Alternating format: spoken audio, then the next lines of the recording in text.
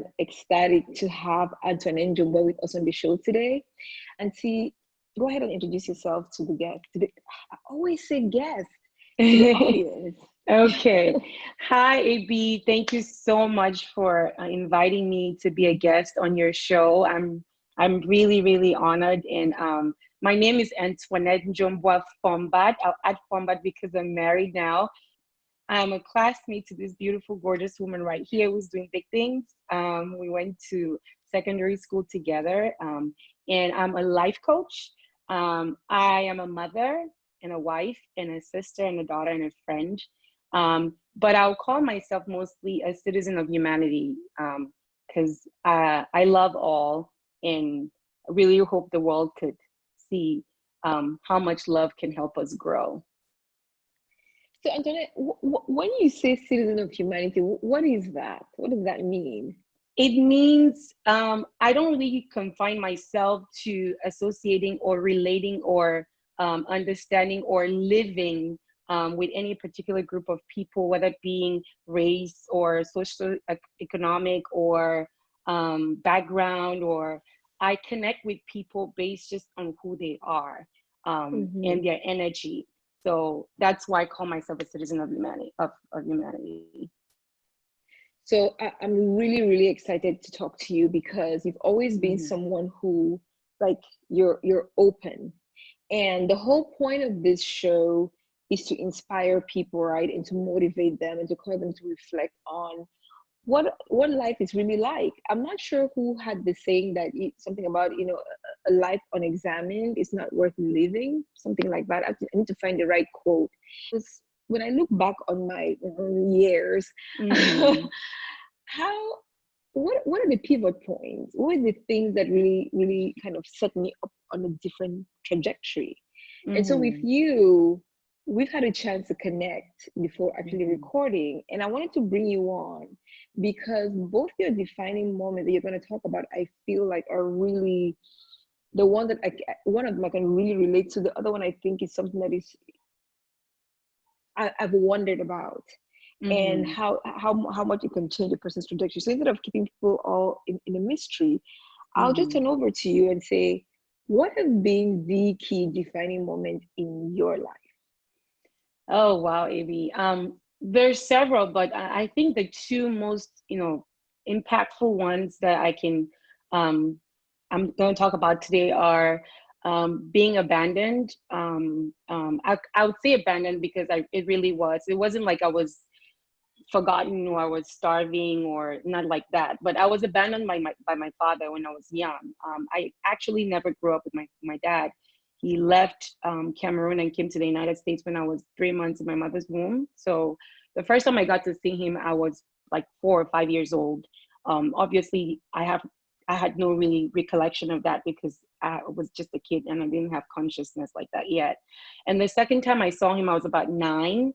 And then from then on, it was like when I became a teenager. And I would say I was abandoned because my dad would call every once in a while to check up on us, but he didn't really build any kind of a relationship with us. So growing up, all I knew was I had a mother, a very strong mother, by the way. I am who I am today because of her. I wouldn't be. I had sisters, I had cousins, I had family. And you know how it is growing up in Africa. I don't know if it's something that you can relate with, but it tends to always be the woman is at fault for everything that happens, especially back then, So a lot was expected of us and of my mother, even though we were put in a situation where we were kind of like the victims.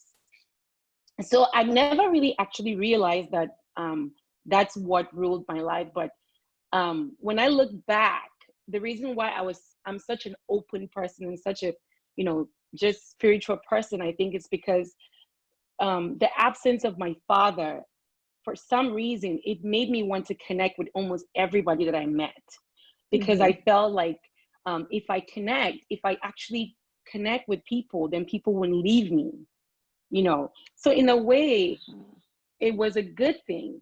But when I look back, it built me to who I am today. But in a way, it also made me a friend to everybody, but a friend to none, I would say, because I was connecting for the purpose of not wanting to get abandoned, instead of connecting sometimes for the right reason. So I was doing myself Yeah. a disservice, and also other people a disservice a lot of times. So In a way, you were using these friendships to feed yourself. mhm, But what's wrong with that?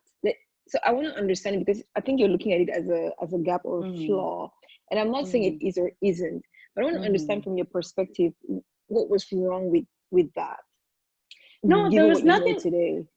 Oh, there was absolutely nothing wrong with that. But when I look back, my realization was, okay, a lot of times it was genuine, but sometimes it was overextended.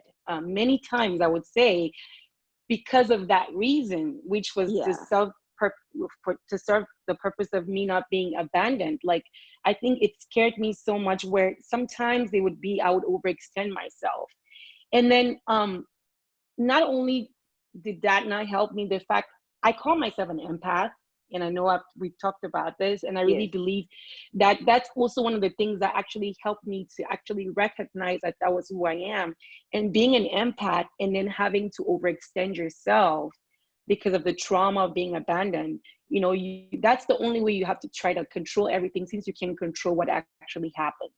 So the way you yeah, can control is to just always be loving, always be open, always be, you know, vibing, just to keep people, you know, sometimes it wasn't yeah. necessarily, you know, It's interesting you say that, mhm, because I always thought of you as, you know, outgoing, life of the party, always on. And I was like, where does she get that energy? Because I don't have that kind of energy, like always going, right? And you really were a friend to everybody. You were doing mhm, everything. And I just thought that's how you are. I don't think I ever made anything of it. But hearing you talk about it now as this thing that you did, because there was a hunger and an mhm, absence in there that needed feeling, right? mhm, mhm, I never thought about it that way. So when you talk about it as a defining moment, mhm. what is the lesson that it taught you, or how did it actually shape where you are today? How did it bring you to be the woman you are today? Well, as I got older, I started to actually realize that, like, being an open person and being the life of the party. I mean, that's part of my personality as a Yeah, person.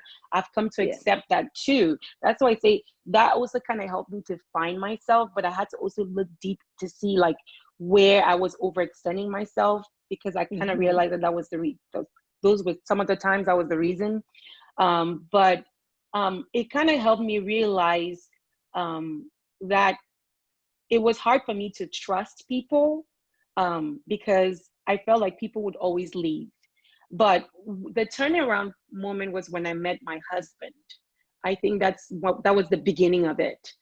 hmm, Obviously, I dated, a couple of people, and always led to, a breakup, which made the abandonment feeling worse. I'm sure you can yes, imagine. yes, But yes, when I met my husband, my current husband, like, I think after many years of being together, and like the normal, like, gaslighting that I would do on my relationship or to myself without even realizing it, when I look back now, I was that person for quite a while with him. And I got to a point where I kind of realized that he wasn't going anywhere. He made me feel like, okay, I get it. I think he understood what was going on, because he came from a home with a mom and a dad, been married for many, many years, stable. and he was Hmm. very together and everything. I was experiencing fatherhood for the first time through him. So in a way, he kind of fathered me, because I never had a father, if I have to be honest. And so he was a really good one too, because he really turned my mind around, recognizing that, he wasn't going anywhere, and he was that person. And he helped me realize that even if I'm abandoned, I can still truly just be who I am. It's not my Yeah, fault. He helped me yeah, realize that. And then my son came. we have 4 children. One of my children is a special needs kid. And I think even while I was dealing with the whole trying to find myself through letting go of recognizing that abandonment was ruling my life and letting it go, with everybody, it was kind of like, okay, I'm a friend, I'm a wife, I'm a mother, I'm a parent, but I'm not really a mother. Like, especially with my daughter, like when I look back now, it's like I was her parent because I knew how to be a parent. I knew how to be a great parent, but I think because of my issues of trust, distrust of people, and recognizing that people leave at some point and it's just me, it was even hard for me to be a mother. I'm going to be honest. So, but when I had my son and looking at this kid, it was like, okay, this kid isn't going anywhere. First of all, to begin with, I'm his mother. I'm parenting him. Sorry, Auntie, hold on, because mm-hmm. we're about to pivot into something that's really Yes. deep, but we need to finish this other part that is I did not see coming. When Mm-hmm. you say you were a parent but not a Mm-hmm. mother, what does Mm-hmm. that mean? Well, I was a parent, like I did everything because I learned how to be a parent from my mother. My mother is a great parent. But I'm going to be honest, sometimes I don't feel like, especially with her having 4 girls and having to raise other extended family, it was kind of hard for her to be like a mother, because a relationship between a kid and a mother, there's like the mother relationship and then there's like the parenting relationship. It's two, sometimes, I don't know how to explain, but it's two separate. Sometimes you have to separate them sometimes. So that's what I'm trying to come into, because there's really Mm-hmm. something there, right? Mm-hmm. The conversation we often have, Mm-hmm. it's about a father and a dad, and I think Mm-hmm. that's what you're trying to say. So parents, and just make sure I'm not like putting words in your mouth, but if I'm Mm-hmm. understanding you correctly, parent is you show up, you pay the bills, you pay for school, you make sure they Mm-hmm. have food and water and all of that. Mm-hmm. Mm-hmm. Motherhood or fatherhood, in the way you're Mm-hmm. describing, sounds to me like someone who is the emotional stuff, that There you go. connection, The that, connection. yeah. So it's Yes, not the material things, it's not the provider role in terms of the material exactly. provider. It's Mm-hmm. the person who picks you up and dusts you off when you're crying and holds you and says you're gonna be Exactly. okay. So Mm-hmm. that's what you're talking about. Okay. Mm-hmm. So before we get to your son, though, I think Mm-hmm. let's talk about why you felt like as a mother you were lacking. So with your daughter, you Mm-hmm. had tell us briefly about the journey with your daughter, and then Oh why yeah, the one with your son is different. Because I think people different. need to understand that to know what Yeah. you're talking about. Okay. So I had my daughter when I was in college. I was very young. First of all, I would say I was still in my cocoon. I hadn't quite figured out yet, because growing up in Africa, you don't get to a point where you start figuring yourself out until you're probably in your good 20s. I'm going to be honest, because you're not as exposed. We're more like restricted and confined. So it's more difficult. But with my daughter, I had my daughter in college and it was a struggle. But knowing my values and knowing how determined I was, but it wasn't going to stop me from completing my journey, what I had to do. So I took her to class with me. Sometimes if I had to, my professors would let me sit in the back with her. She was with me all the time. Sometimes even during our little house parties, she was with me. So she grew up around people. And so in a way, because my relationship with the world was, okay, I'm a friend to everybody, but I still have to be careful. It even extended to my daughter, where it was difficult for me to actually build like that mother connection bond with her that was, separated from being her parent. And so that's what I'm talking about. So Did as you she think got she old, would leave? not at some point she would leave, but I mean, like, even like with the emotional connection, I felt like at some point if she left and if I was emotionally connected to her, that would break me really bad. So like that's to tell Oh, you how bad it was, AB. Like it really was Got something it. that was literally defining my life through every step until like I got to the point where I met, I don't know, it's a blessing, this awesome husband. And then I had my daughter, I mean, my son. And with my son, it was like, okay, this kid is not going anywhere. This kid is just pure. Because I don't know if people that are out there, if they have kids that are like, um, you know, special needs kids, these kids don't have, I want to say they don't have any bad bone in them, but obviously they do. But they just have a very pure spirit. And being an empath and reading that kid and connecting with that kid just made me realize how much more people are separate from what I feel about Mm. connecting with them. I don't know if you want me to explain So, further, but so you're at the beginning of the show. You said there were two defining moments. One was mm-hmm, just around you being abandoned 5 months mm-hmm, in your mother's womb and how that shaped you. And the second mm-hmm, one I'm getting is having a special needs child and mm-hmm, what that meant in your journey overall and in terms of mm-hmm, your abandonment issues. mm-hmm, Talk to us a little bit about your son, but that where the mothering came in, mm-hmm, right? mm-hmm. Let's unpack that. Okay. So with a kid, my son, like when I'm parenting him, sometimes you have to go beyond parenting. You don't have a choice. So it takes you into a space where you have to purposefully connect with that person. So in a way, he actually helped me elevate my conscious level, my consciousness with connecting with about connecting around connecting with people. So because you can't just parent, Yeah. especially as a kid, you have to actually connect with them. You have to understand, you have to have empathy, you have to make them know they're seen, they're heard, just like every other kid, don't get me wrong. But the difference is that with the other kids, they know how to socially sometimes navigate their way, so they can know how Mm, to maybe interact with you, even if you kind of connect with them at a level where they're like, okay, I'm hurt. They can know how to respond appropriately, so you can carry it on. But with yeah. it's different with those children because they just give you what they have. I mean, they have heightened senses in other areas of their lives. They might not communicate verbally, to society standards, but they use their sense of hearing, smell, Yeah. taste, you know, so they're very high functioning in that sense. So to understand them, you have to be able to connect with that about them.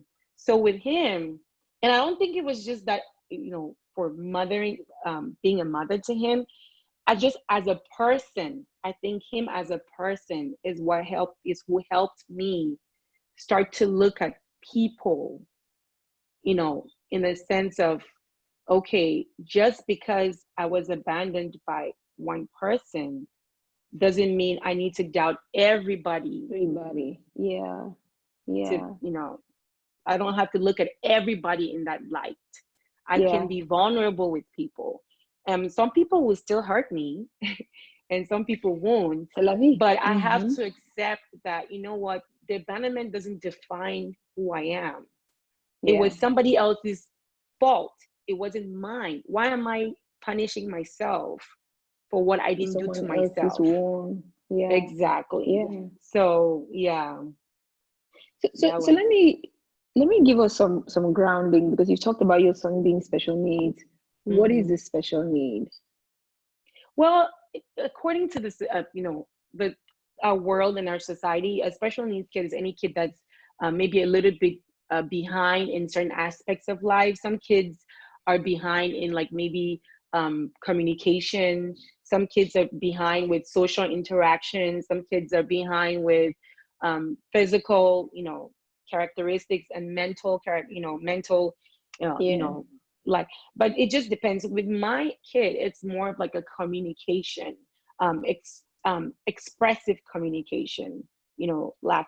So, so is he on the autism spectrum? Is Yes, that he's in the in the okay? autism spectrum. So yeah, Okay. so yeah, so it's more of like a expressive communication problem that he has, and I don't look at him any differently than I look at, and that's the other thing that actually really helped me too, to really start looking at the world in so many different ways. Like, you know, we're not, nobody's perfect. And I've probably had my times when, you know, maybe I've misjudged somebody based on maybe Yeah. like a deficit, or, you know, and because of him, I started looking at the world like, you know, we're all imperfect in our own way.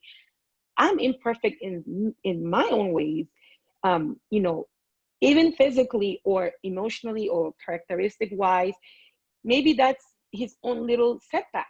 We all have our own setbacks. It doesn't Yeah. make us Yeah. any less human or any less beautiful people. And so he Yeah. really helped me in that sense to start, which also helped me to start letting people go of trying to put them in that whole train of, okay, Yeah. I don't know if I can trust everybody, kind of like that. So You're kind of giving yourself permission to just live because, you know, exactly. life happens. Now, Antoinette, I'm going to go Mm-hmm. one step back Mm-hmm. because I think you shared so much of yourself already, but I want to go a layer deeper because we haven't gotten there yet. Okay. So you have this wonderful little boy, Mm-hmm. and you start noticing things. When was the first time you noticed something might be different about I, him? I think as a parent, you know, you have, especially if you've been a parent before, you have intuition to begin with Yeah, all your children. If yeah, you, even if you have just one, if you have many, with every single child, you have that intuition. And being like in the healthcare field as well, I'm a nurse by profession too. So I kind of like started noticing maybe around 18 months. And um, I know people say vaccines don't have anything to do with, and I don't think necessarily that that's the case with every kid, but there's been reason to believe that that might be a factor, but I'm not going to go into that. But it was right after getting shots at 18 months old, and probably those shots just maybe escalated what was already there. I'm not going to assume anything, but I started noticing he wasn't very aware of his surroundings. He was, because he saw the world in, he used more of like his hearing, auditory or smell, or like, so he was always on the go, go, go. He wasn't conscious a lot of times about um, his environment. That was one of the key things that got me to kind of like take note. He's very like, he's very active. So I think a lot of times I noticed is because when he was spoken to or communicated with, maybe he didn't know how to um, respond. yeah. So it would seem as if, you know, he wasn't, so he would just keep going. So that's how I look at it, because I feel like, since, especially being that young as a kid, you know how when kids are little, if he didn't understand what was being said around him, he would just keep going and keep doing what he was doing, as opposed to if a kid that's receptive, because before it was receptive and expressive, but Okay. as he got older, it's more of like an expressive now than a receptive. So I don't know what any of these things mean, Okay, right? so And the people who are watching who probably expressive is don't. expressive is when somebody has a difficult time maybe relaying, communicating verbally with Okay. other people. And receptive is when people have a hard time comprehending or understanding what other people are, you know, trying to communicate with them. So as a, Okay. like as an 18-month old, obviously they're still like learning. So it's hard to kind of tell if it's really a receptive problem, but you could clearly tell that it was an expressive problem, because even at 18 months old, kids still have a way that they can, you know, communicate adequately according to their age, you know, group and everything. So that's when I started noticing. And to me, it was like, oh, okay, I want to help my kid as much as possible. Because in our culture and in the world in general, there's this misconception that there's like a stigma where if you have a kid that's, you know, that's special needs or in the spectrum. People are in denial for like the longest time. People don't want to admit. And I just looked at it like, okay, my child just have a difficult time communicating. There's nothing wrong with him. I wouldn't love him any less. So I better start working right now to help him so he can cope in this world, because the world has its standards. So I immediately, my husband and I, we talked about it, and we went to see as a psychologist, and they did like, it's like a 4-hour test. You can be present because he's really that young. If they're older, you don't have to be. It's really long. So you can imagine a kid who already has, you know, attention being, so it has to be timed, and we, you know, we got the test done, and I already knew, like, to me it was just getting it formally, you know. There's something about mothers, yes, or parents, that you may not know exactly what it is, but you know there is something that doesn't seem exactly. Yeah. I I already knew, so that. I just wanted it to be formally, you know, I just, so we could start getting him the services that he needs. Because I mean, the truth is, a lot of kids, when it's always better to start early. The earlier you start, the better it is, because then because kids absorb things better when they're younger, and then they can grow already having those basic standards of like the help they've gotten, as opposed to waiting and being in denial when they're like 5 or 7, and then now you're trying to, it's different, you know, it's so different. So I got on it immediately, and to me it did not change anything. How, as a matter of fact, it made me connect even more with him. Like, because you get to understand that this person is not like this, he doesn't think or see the world in the standard way that we all see it. So and I don't really tell people this, because I don't think it's something to tell people about, except when they have to interact with him. Just so they're aware of that, and so they can tailor their communication with him, or if, you know, not get surprised if maybe he said something in a certain way, or, you know. So I think as mothers and as parents, if you notice that your kid is maybe falling behind in their developmental age group, there's nothing wrong with your kid. Your kid is perfect just the way they are. They were created just the way they are. But it's your job to help them, because at that age, they're not independent enough to know that they need that extra help. And we all need that help sometimes too, in our own way. So, mothers even who are still in denial about their kids needing help, I'm like, there's absolutely nothing wrong with your kid. Your kid just needs help with speech, or with, you know, fine motor skills or gross motor skills. That's all. Just like you might need help in, you know, I work with something, or you may need, you know what I mean?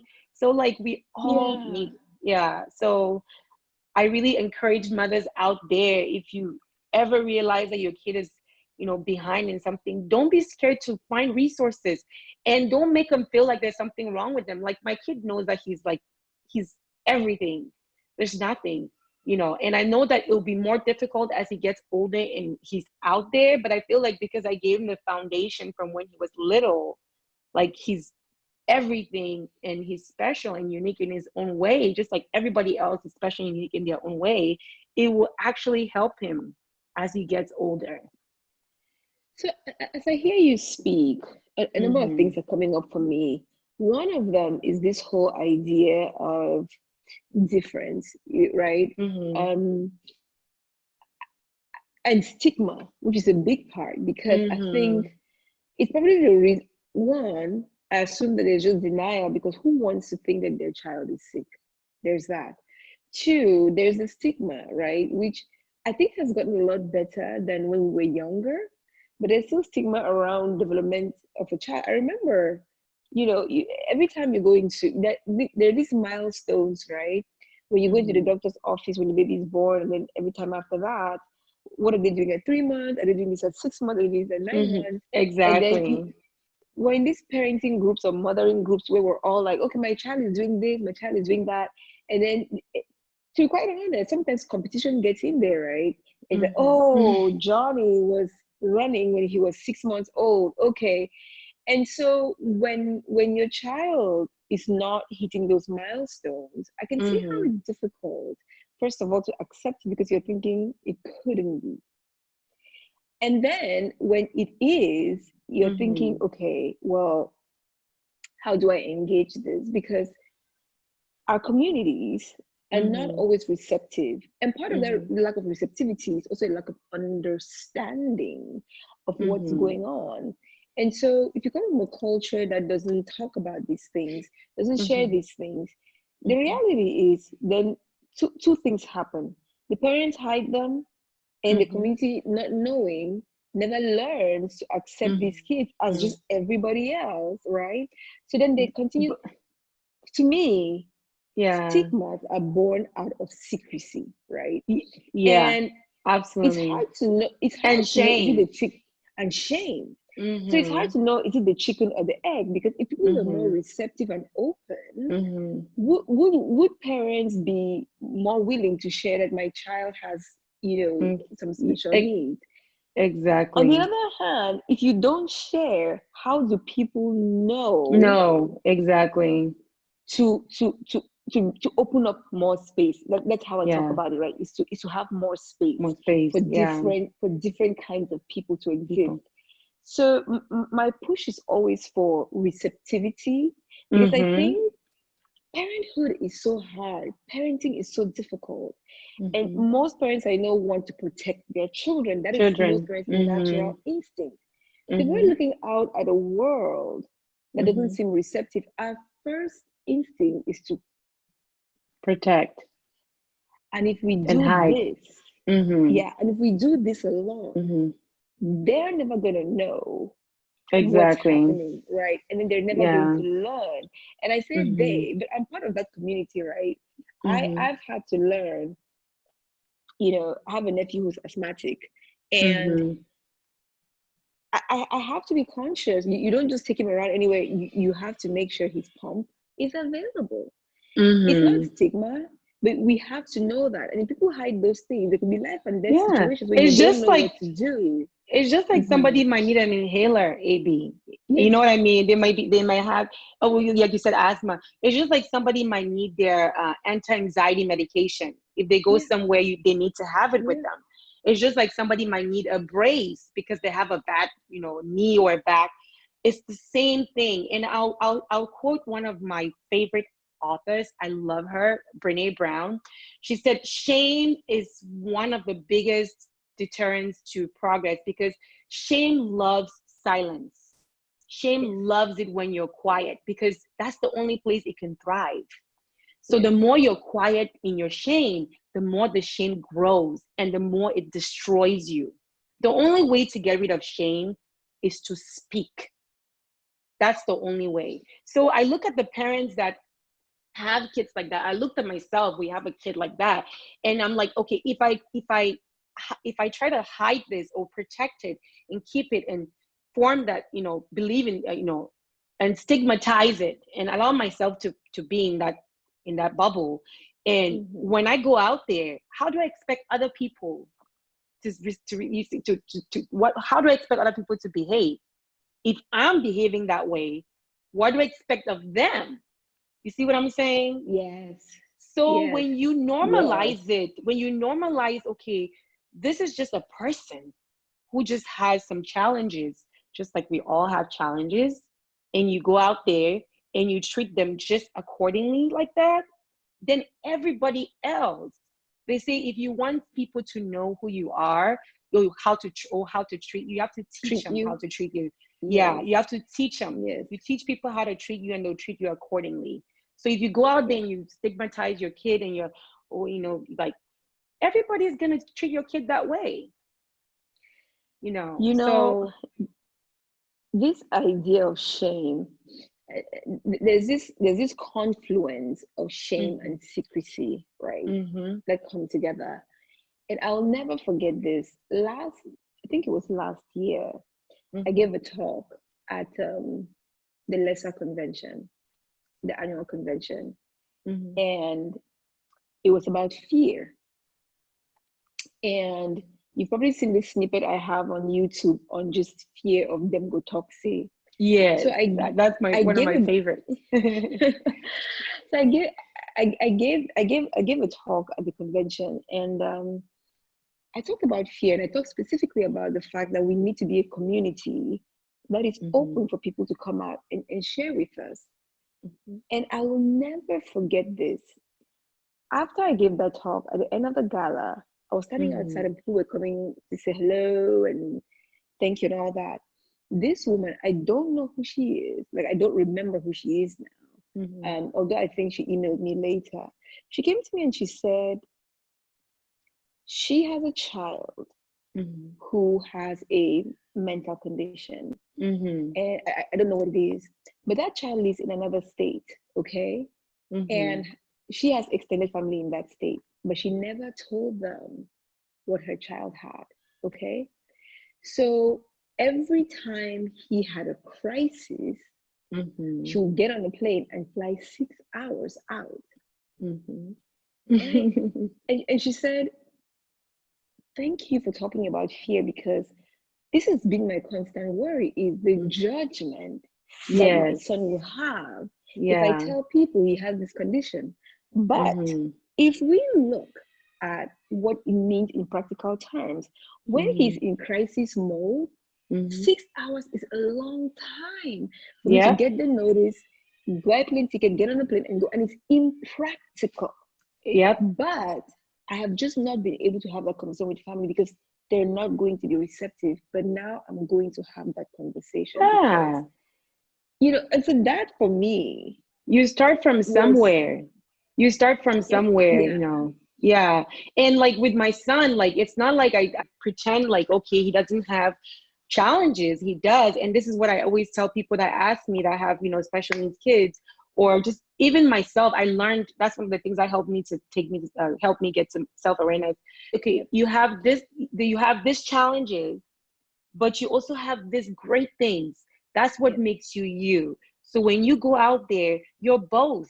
I don't want him to feel like he can do everything. He can do. There's some things that he will be limited to doing because of yes. his challenges. I want him to understand that, but I But want him that's to know true of that he can all of work us. hard to, yeah, because both of them make him who he is. The good things, the great things. He's a genius. Like he thinks like he's a math genius, and then there's the other things that he's challenged with. You know what I mean? So I want him to understand those are both him, and there's nothing wrong with that. And that actually helped me find myself. There's nothing wrong with being an empath. There's nothing wrong with being a people person, an outgoing person. But Yeah, I need to understand that I went through a trauma of being abandoned. I need to accept that in order for me to be able to move on instead of trying to go around it or to try to control it. So in a way, it even helped me too in that sense to find yeah, myself. Mm-hmm. yeah. Is there a risk when we say there's nothing wrong with you?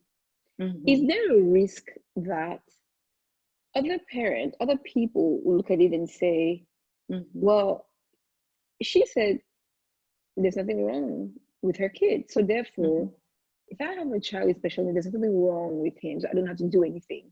And I ask this question because Mm-hmm. sometimes Mm-hmm. what happens with people is part of that denial, right? Which Mm-hmm. is no, you're fine just the way you are. Mm-hmm.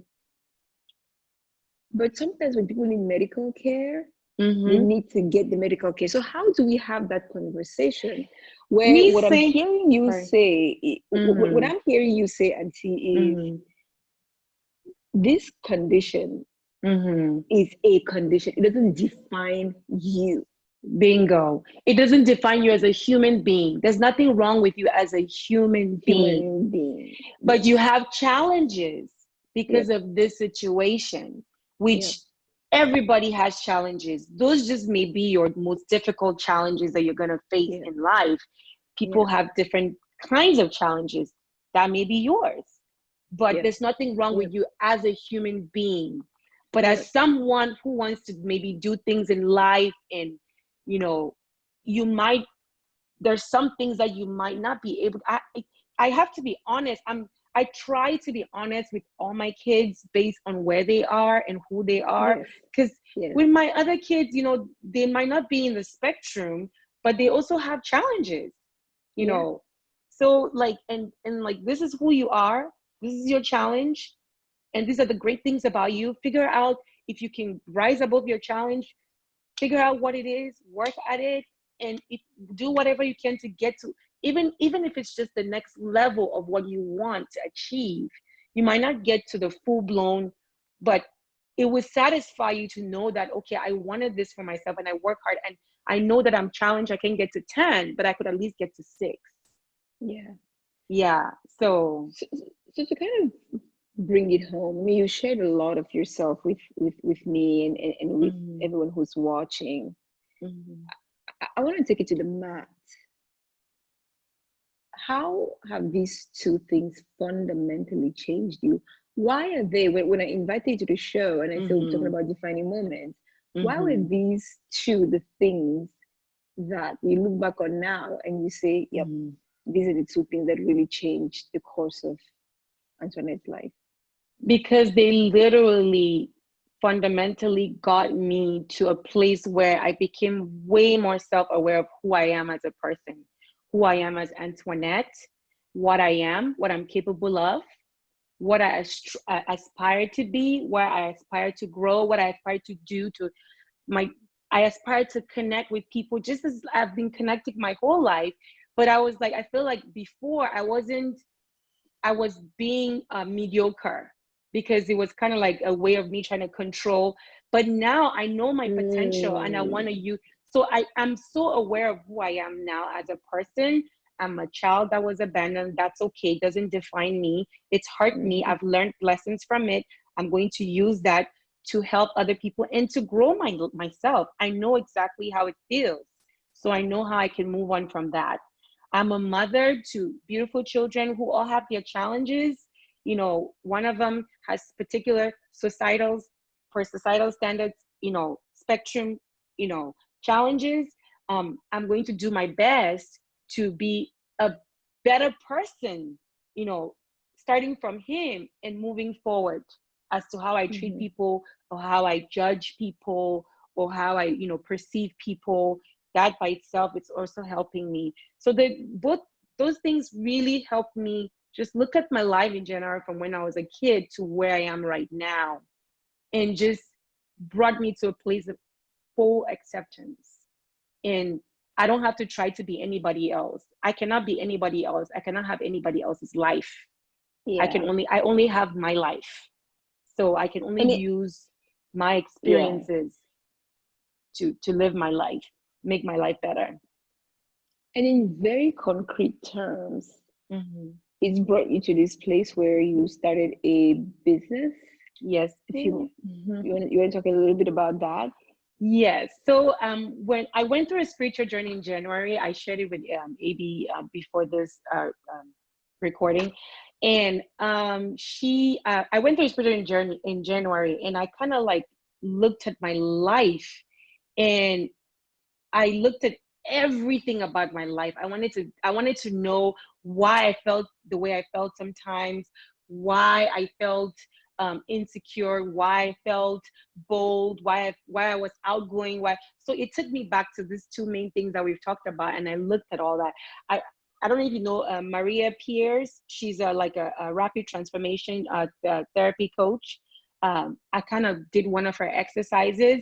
It helped take me back to my childhood to discover like certain things or certain values that I built based on how I felt because of my environment. And as a Mm-hmm. child, you're forced to feel that way. You're just a child. So it helped me try to break loose of those things, of those moments in my life that defined, that held me back for as long. So I did several things. I did meditation. You know, I read a lot of books to enlighten myself. Um, I started. I changed how you know, my interaction with, you know, even like the social gatherings that I would, you know, functions that I would go to, just to kind of, because sometimes you need a break.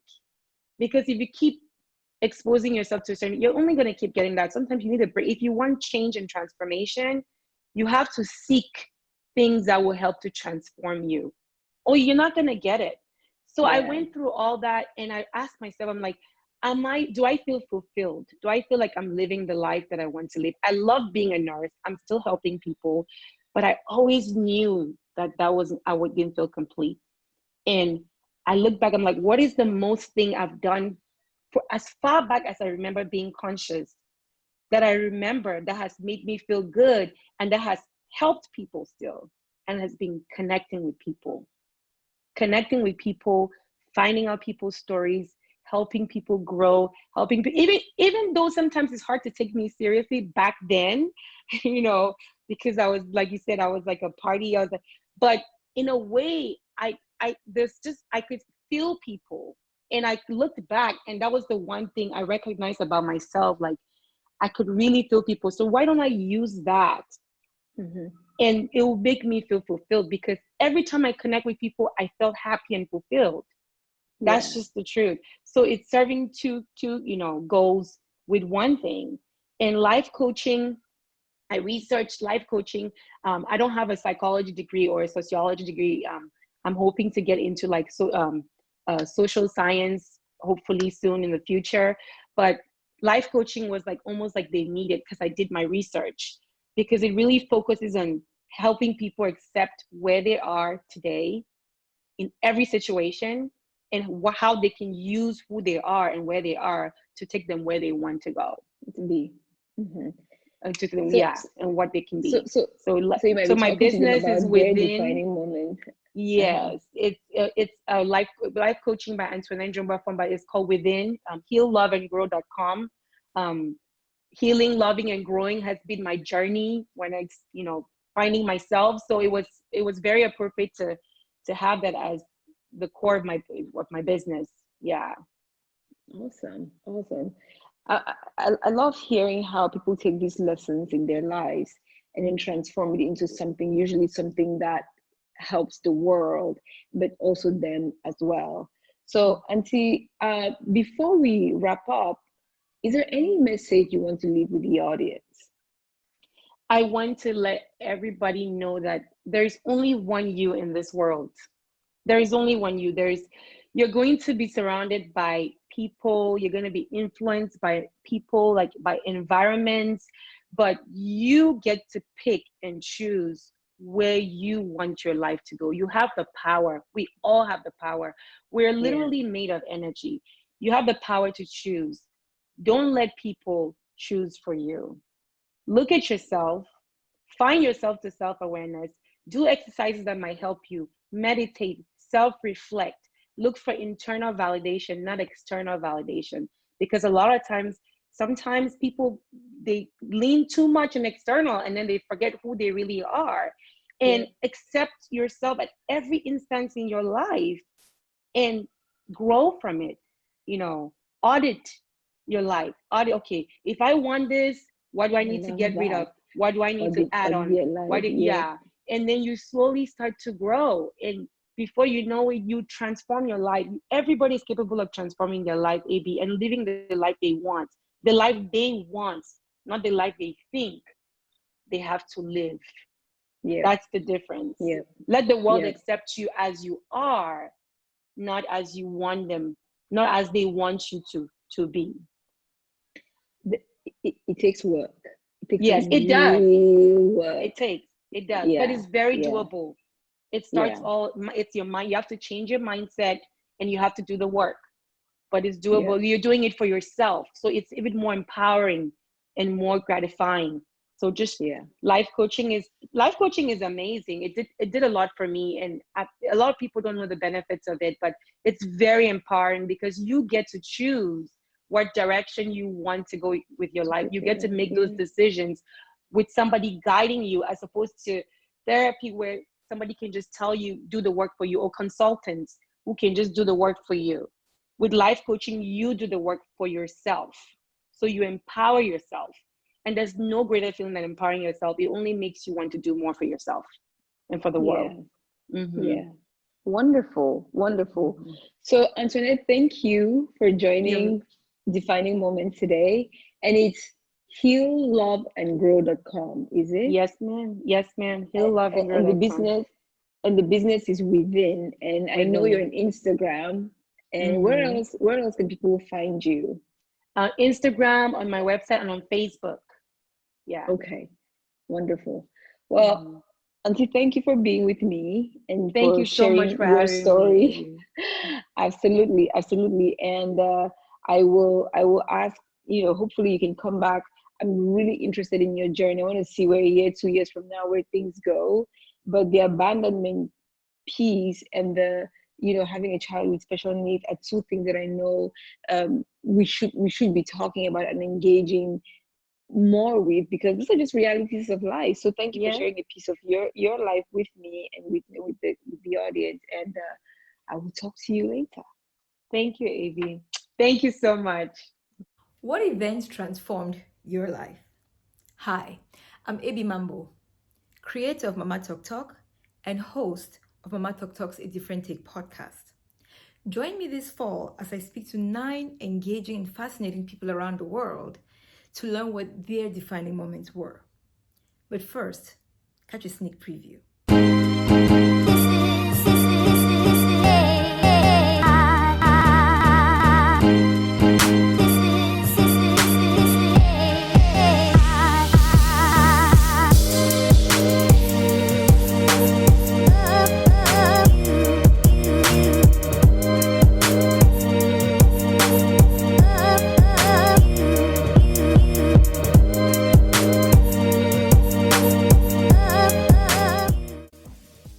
He actually said, if anyone asks you for documents, tell them your dad has it. And I remember being like, that's weird. And then he was saying, you can't tell anyone that we're here illegally. We felt it immediately. It almost is as if the moment you step into a room and you are very clearly overweight, it's like this conversation becomes open for everybody to think about what you should be doing to help yourself.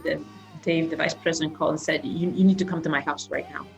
And went to his house, and it turns out someone had found what they thought to be a bomb. Baby Smile at 6 weeks, and this was the 6-week email. It wasn't like she was late, but maybe we had a sense that something was perhaps wrong, because it struck me so hard. So the first year was good. The second year, we kind of broke even. The third year, it went down. And he turns around the tissue box.